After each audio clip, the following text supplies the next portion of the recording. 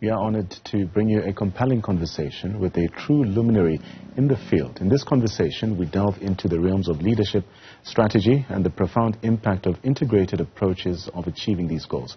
Joining us today is Ms. Dudu Msomi, the dynamic strategist, leadership expert, and the CEO of the Busara Leadership Partners. With a wealth of experience and accolades that speak volumes, Dudu Msomi's journey promises to illuminate the path of effective leadership, governance, and strategy.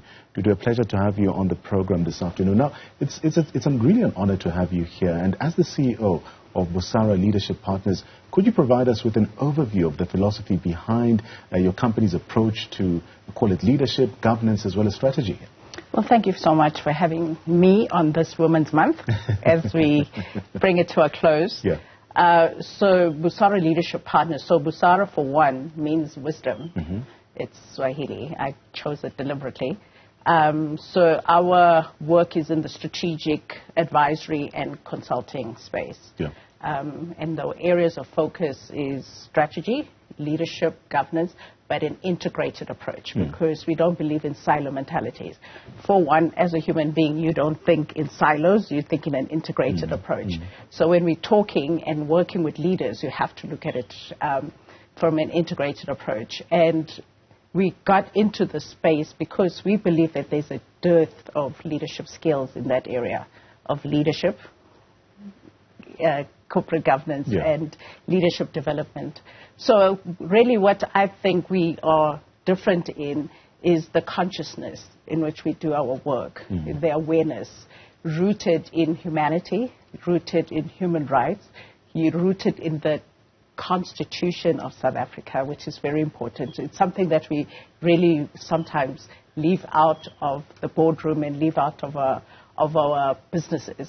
But the values that South Africa is all about, especially for some of us who came into the corporate world in the new South Africa, it's something that we really believe in. But really, our area of focus is to facilitate the development and the effectiveness of leaders to achieve their desired goals. And hopefully their desired goals are for the betterment of society rather than the destruction of society. When we look at your expertise, I mean, they span from diverse industries, from retail to technology, consulting as well. Can you share a transformative experience where your integrated approach to leadership and the strategy brought about a remarkable change within your particular organization or another organization for that matter? Our work is really impacting the individual. Remember that we are led by leaders, and leaders are the ones that impact policy in organizations. So a lot of our work is bespoke, and a lot of work is one-on-one.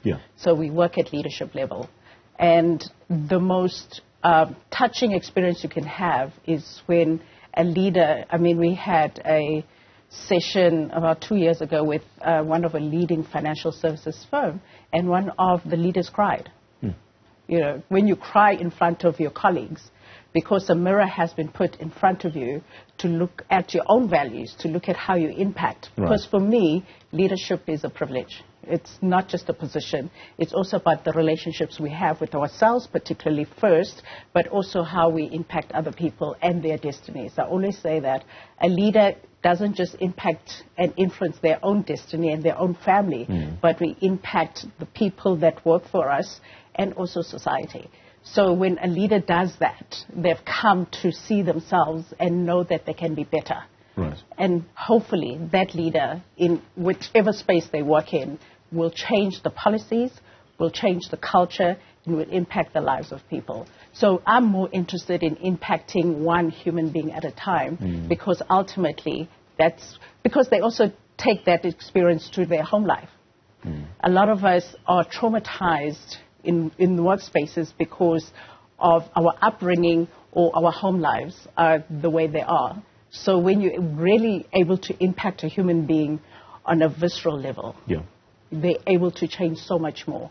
So those are the things. It's always great when clients achieve their targets and, you know, financial success. But for me, really, the joy is when I see a human being having looked at themselves in the mirror and saying, I can be a better human being. So the worlds of leadership and governance are evolving.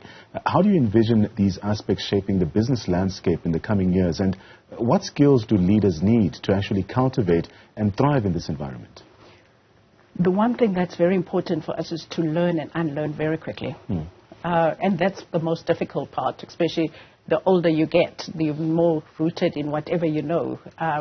And in the world of now AI, where AI is competing for our human intelligence, it's how are we going to differentiate ourselves?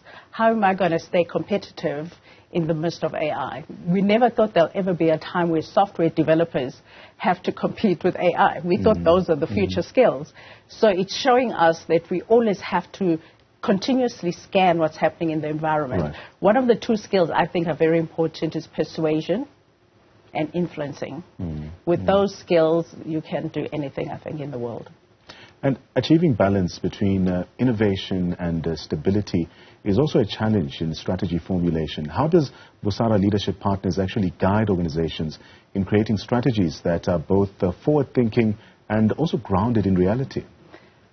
Well, what is reality? Hey? Reality is the perception you have and which lenses you are looking at. So the most important activity of any business is to continuously scan. A lot of us are very inwardly focused in terms of our businesses. This is why, but also the one mistake we always make is look at competitors. But we don't know who our competitors are anymore. Your competitor can come from a different sector, from a different industry.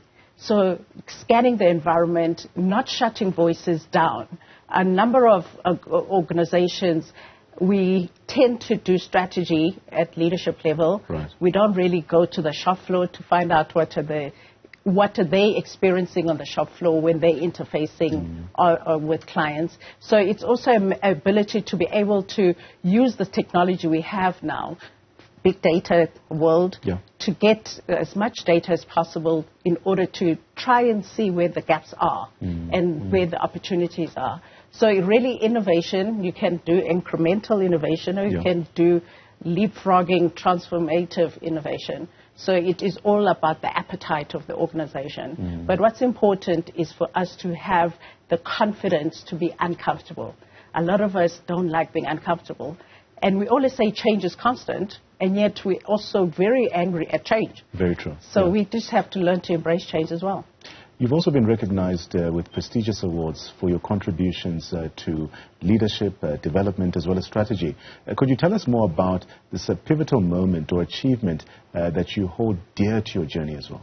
It's been such a privilege to be one of the finalists for the Conscious Companies Awards, which the awards dinner is on the 7th of September. So just being part of the finalists is already an honor in itself.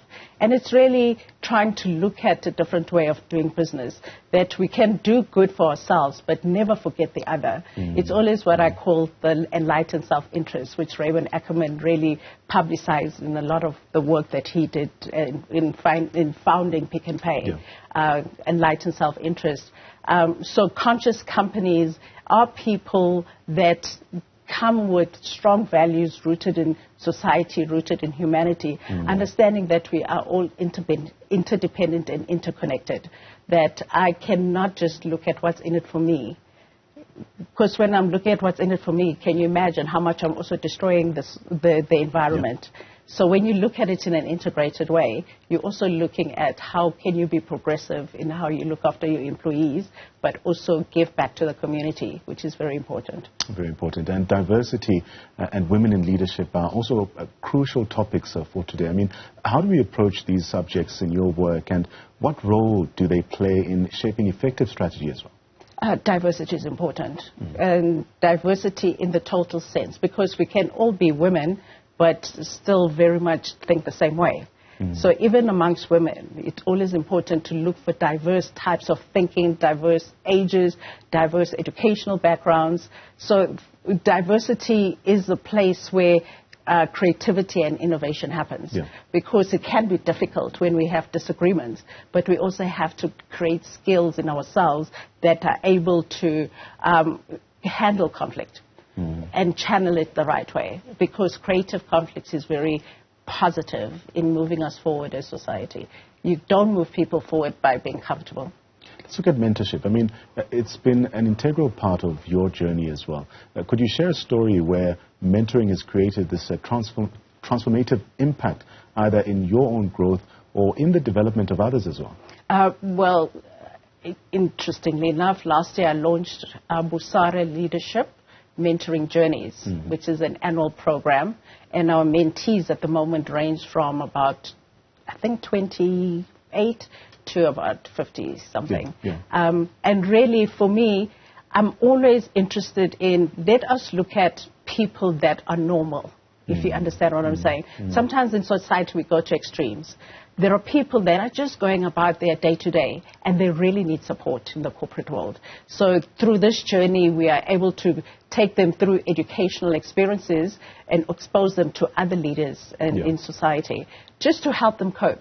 Mental illness is a huge area that is impacting the productivity of our women, especially in leadership, the ones that I'm working with. So in everything that we are doing, we're trying to support them so that they are less anxious, they're not depressed, less stressed, and they're able to be impactful. This is why that people are not really going up the ladder as much as they could, because they don't really have the support. So you give them the technical support, but most importantly, it's the emotional, it's the spiritual, and it's the mental support to help them to continue to be healthy, to impact themselves in a positive way, but also the people that they're leading. So that is, but for me, myself and I've also had amazing mentors. They've been males. Mr. Modise was one of my best mentors. He passed away. He was the chair of Saatchi & Saatchi, William Leach, and I've had amazing people in my life that have contributed to the person I am today. And we thank you for your contributions as well. That's Dudu Msomi speaking to us on her journey of strategic brilliance as well as transformative leadership and the power of integrated approaches as well. So to come, we bring you more news from the African continent. Do stay with us.